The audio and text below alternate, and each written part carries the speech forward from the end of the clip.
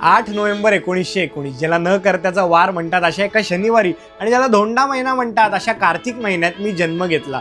पण जन्मल्यावर मी इतर 4 मुलांसारखा रडलोच नाही. म्हणून या सुईणबाईंनी माझ्या कपाळावरती गरम सुई लावली व मी इतक्या जोरात रडलो की अख्ख्या गावाला ऐकू गेलं. मुळात माझ्या पहिल्या रडण्याचंच हसू झालं. अजूनही तो डाग कपाळावर आहे, पण तो आता मूळच्या रंगात मिसळण्यामुळे दिसणार नाही. पण लहानपणी मी गोरा होतो असं माझी आई म्हणते बरं का. हे बघ रेवा, माझा लहानपणीचा फोटो. काका, लहानपणी पण तुम्ही तितकेच बावट दिसत होता. म्हणजे प्रथम दर्शनीय हसू फुटवण्याचा माझा गुण अजूनही टिकून म्हणायचं. मला वाटतं तुमचे वडील सुद्धा कागदाच्या व्यापाऱ्याकडे नोकरी करायचं ना. हो, पुढे मागे आपला मुलगा साहित्य निर्मितीच्या नावाखाली कागदाची अनेक रिमं वाया घालवणारे हे त्यांना काय ठाऊक. अहो बरं लिहिता तुम्ही, कशाला उगीच स्वतःवर विनोद करताय. नमस्कार गुरुवर्य.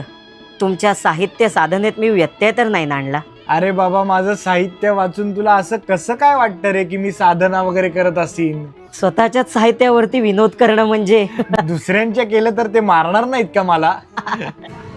काय पाहिजे, तांदूळ की रॉकेल? नाही, रॉकेल वगैरे नाही, तांदूळ.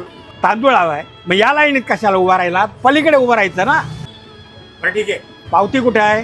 पावती वगैरे नाही. पावती नाही आणली, साधी पावती आणायचं पण कळत नाही माणसाला. जा. हो, कशाला खेक असताय त्याच्यावर? पावती नाही आणली. अहो, साहेब अडाणी येत दिसणार का काय तुम्हाला? साहेब, तुम्ही एक काम करा, तिथनं मागं जावा, तिथे एक बाबा बसलेला आहे, त्याला पैसे द्या, तो तुम्हाला पावती देईल. ती पावती यांना द्या, मग तुम्हाला तांदूळ भेटतील. हा, कशाला खेक असतोय? अडाणी येते. साहेब अडाणी आहे म्हणणाऱ्या त्या बाईनी केवळ माझ्या लोकप्रियतेच्याच नव्हे तर ज्ञान अज्ञानाच्या कल्पना सुद्धा अगदी ढवळून काढल्या. आयुष्यात कुठल्याही प्रकारची गुरुदक्षिणा न घेता शिक्षण देणारे गुरु मला खूप भेटले.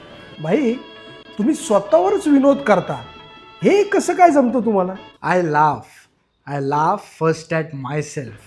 And in return, my readers and spectators also laugh at me first, and suddenly they realize that they have laughed at themselves. आणि भाई, या जगाने तुम्हाला काय म्हणून लक्षात ठेवायला पाहिजे असं तुम्हाला वाटतं?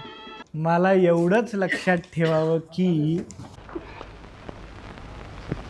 ह्या माणसाने आम्हाला